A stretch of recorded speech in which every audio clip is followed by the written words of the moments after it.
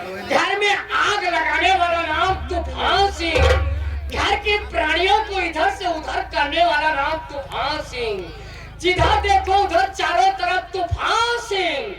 यह जो शहर की फैक्ट्री दिखाई दे रही किसकी है? ये बाबू तूफान सिंह की है। ये जो शराब की भट्टियां जल रही है, लोग जाकर पी रहे हैं, ये कौन खुलवाया है? ये बाबू तूफान सिंह ने खुलवाया है।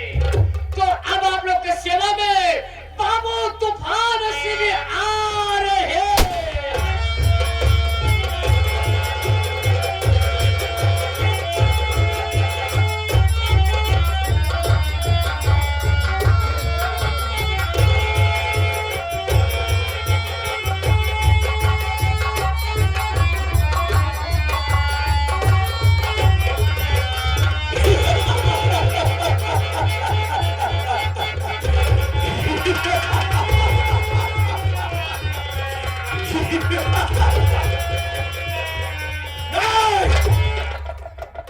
इधर मजबूर बैठे हैं, उधर मशहूर बैठे हैं। इधर मजबूर बैठे हैं, उधर मशहूर बैठे हैं।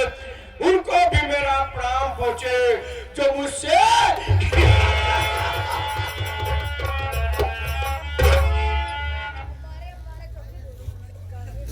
ईमान वाला लगता है। ईमानों के चक्कर में, ईमान वाला लगता है। ईमानों के चक्कर में बहादुर मुस्कुराते हैं तूफानों के चक्कर में।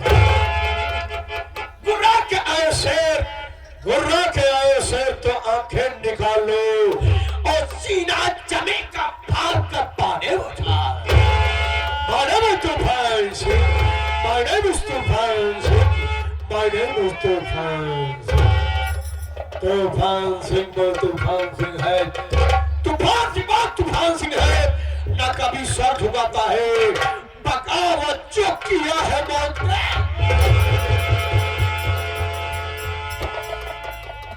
माई कसम, तूफान सिंह के नाम से मौत ससुरी को पसीना होता है। यमराज साले का कलेजा खाता है, क्योंकि ये तूफान सिंह जिस रास्ते से गुजर जाता है उस रास्ते में सरवा बिल्कुल तो बहुत मच जाता है।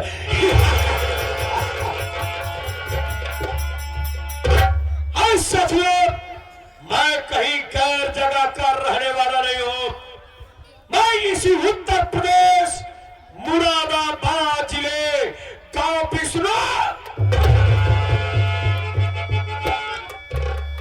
बिष्णुपुर का रहने वाला हूं।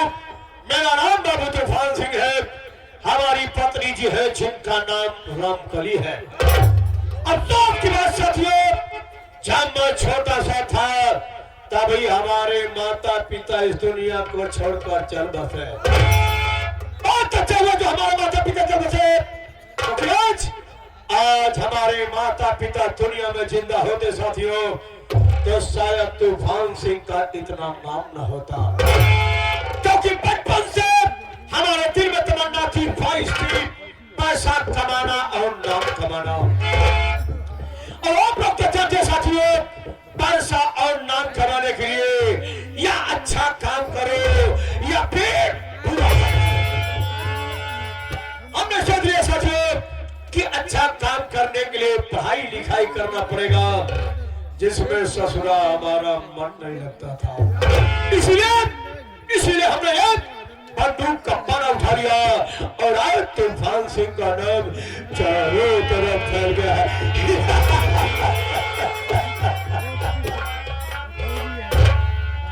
साथियों, हमारी शादी कहाँ हुई है? हमारी शादी भी इसी उत्तर प्रदेश मुरादाबाद जिले के गांव किसान। हमारे साले का नाम है फौजी मंगल सिंह और मंगल सिंह की एक पत्नी है जिसका नाम साथियों मोहनी है।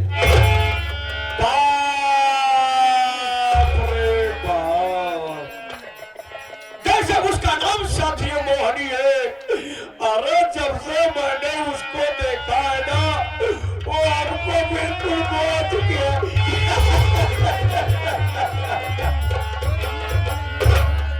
बस साथियों, दिल में यही तमन्ना है, दिल में यही ख्वाहिश है कि मरने से पहले एक रात मोहनी के साथ उसके बिस्तर पर सो जाऊं तो ऐ खुदा न करना दिल से जुदा और हमको एक दिन मोहनी के बिस्तर पर उसी मोहनिया की एक बेटी है जिसका नाम साथियों रागनी है। मंगल सिंह फौजी की शादी होने के बाद एक दिन मैं अपने ससुर जी के पास पहुंच गया। हमने कहा ससुर जी नमस्कार। हमारा ससुर हमारे ऊपर भड़क गया, कहने तू कैसा दामाद है, हमारे पैर नहीं पड़ता, हमको प्रणाम नहीं करता है, हमसे नमस्कार करता है। हमने कहा ससुर जी ये पुराना घिसा पिटा जमाना नहीं रह गया ससुर जी, अब 5G का जमाना आ गया है। अब पैर छूने और प्रणाम करने का जमाना नहीं ससुर जी, अब तो सीधे सर्व नमस्कार का जमाना आ गया है। हमारा ससुर कहने लगा कि बोल मेरे पास क्यों आया है। हमने कहा ससुर जी कंट्रोल और लैंग्वेज जबान संभाल के बात करो, तमीज और तहजीब तुझे नहीं आता है। मैं तुम्हारा दामाद हूं ना। कहने लगा तू आया है। हमने कहा साथी रखो मुठा। अरे मैं इसलिए आया हूं कि आजकल का वो पुराना घिसा पिटा जमाना नहीं लगा। आज का जमाना ये है कि माँ बाप की प्रॉपर्टी में बेटियों का आधा हिस्सा इसलिए ससुर जी समझदारी दिखाओ। जो तुम्हारी सारी प्रॉपर्टी है, सारी प्रॉपर्टी में से आधा हिस्सा हमारी पत्नी रामकली के नाम लिख दो, ताकि तुम्हारी बेटी और हम सुकून की जिंदगी जी सके। हमारा ससुर कहने लगा कि तूफान सिंह तू अय्यासबाज है, शराब पीता है, गांजा पीता है, अफीम पीता है, चरस पीता है, तवाफों के कोठे पे जाकर मुजरा सुनता है। अगर सारी प्रॉपर्टी में से आधा हिस्सा मैं अपनी बेटी रामकली के नाम लिख दिया तो सारी की सारी रियासत तो अय्यासबाजी लुटा देगा। हमने कहा ससुर जी अपनी अपनी कैपेसिटी होती है, अपनी अपनी क्षमता होती है। शराब सब लोगों को हजम नहीं होती है। पता नहीं कितने लोग हैं एक पैक में टुल्लू में उल्लू हो जाते हैं। नहीं बात तवाफों के कोठे का मुजरा सुनना। अरे ससुर जी खुशकिस्मत खुश नसीब वाले वो है जिनको की तवाफों के कोठे का मुजरा नसीब होता है। विश्वास रहो ससुर जी तो चलिए कोठे पर 4-6 नई तवाइफ आई है तो एक से तुम्हारी मुलाकात करा दो, तुम्हारे भी वृद्धा अवस्था में जन्म सफल हो जाए। हमारा ससुर कहने लगा तूफान सिंह जिस प्रॉपर्टी की बात कर रहा है ना, इस सारी प्रॉपर्टी का मालिक मैं अपने बेटे फौजी मंगाल। हमने कहा बे ससुरबा सुधार जा रे, सुधार जा वरना हम बिगड़ गए तो सारा पूरा इतिहास बिगड़ जाएगा। और साथियों मैंने सोच लिया कि जब तक हमारे सास ससुर इस पृथ्वी पर जिंदा रहेंगे इसके प्रॉपर्टी का मालिक नहीं बन पाऊंगा। अगर प्रॉपर्टी का मालिक बनना है तो सास ससुर को इस दुनिया से उस दुनिया में भेजना पड़ेगा। बस साथियों मैं मौके की तलाश करता रहा, मौके की तलाश करता रहा और मौका हमारे हाथ बहुत जल्द मिल गया।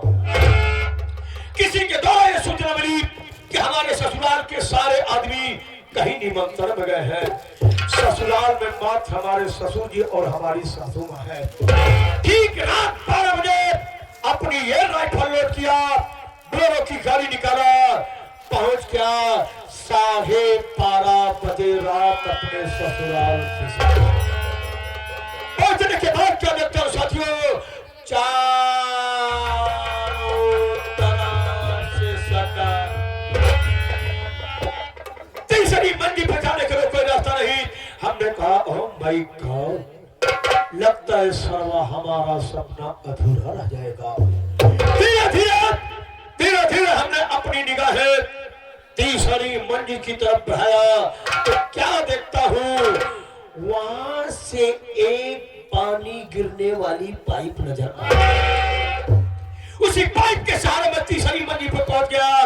पहुंचने के बाद क्या देखता हूँ, हमारे सास ससुर खिड़कियां खोल करके मौसम का ताजा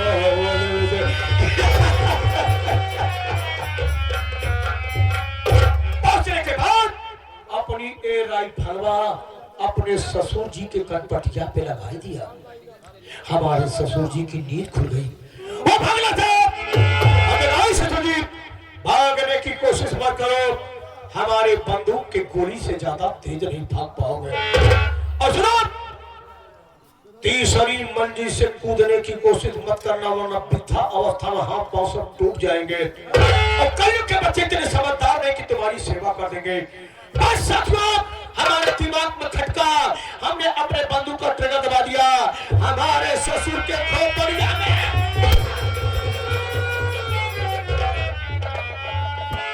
बारूदी सुलग पड़ गया। गोली की आवाज सुनने के बाद हमारे सासू वो क्या देख रही है? उनके पति की लाश कमरे में तड़फड़ा रही है और मैं तूफान सिंह अपने कंधे पे बंदूक रख करके हंस रहा हूं।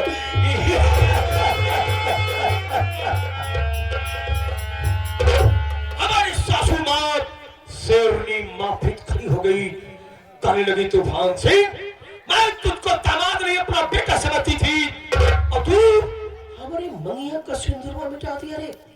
अभी मैं कानून के सिपाहियों को बुला करके तेरे हाथ में हथकड़िया और पांव में बेड़िया पहना दूंगे। हमने कहा सासू मां, कौन से कानून की बात करती हो सासू मां? कानून के सिपाही सिर्फ कानून की रक्षा करते हैं, तुम्हारा दामाद तो कानून तोड़ने का कंट्राट लेता है। हमारी सासू मां जो ही फोन की तरफ भाग बढ़ाना चाहा, मैंने फोन का तार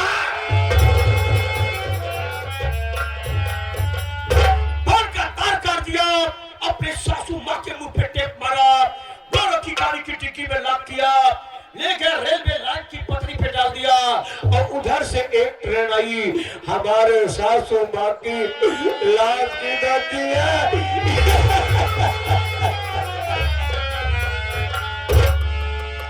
मर गई हरामखोर बुढ़िया भी।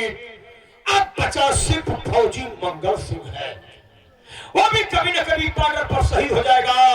अगर बॉर्डर पर शहीद न हुआ तो जैसे उसके माँ बाप को मारा था, एक दिन फौजी मंगल सिंह को भी।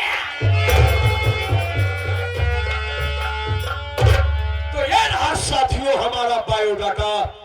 हमारे साले साहब ने हमारे पास फोन किया था कि जीजा जी 2 साल से हमें छुट्टी नहीं मिल पाई, इसलिए मैं अपनी बहन रामकली से राखी नहीं बनवा पाया। लेकिन इस साल खुशी की बात है कि इस साल मुझे छुट्टी मिल गई है।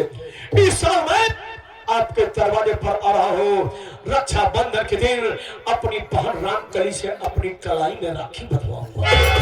तो चाहता हूँ एक खुशखबरी मैं अपनी पत्नी रामकली को देता हूँ।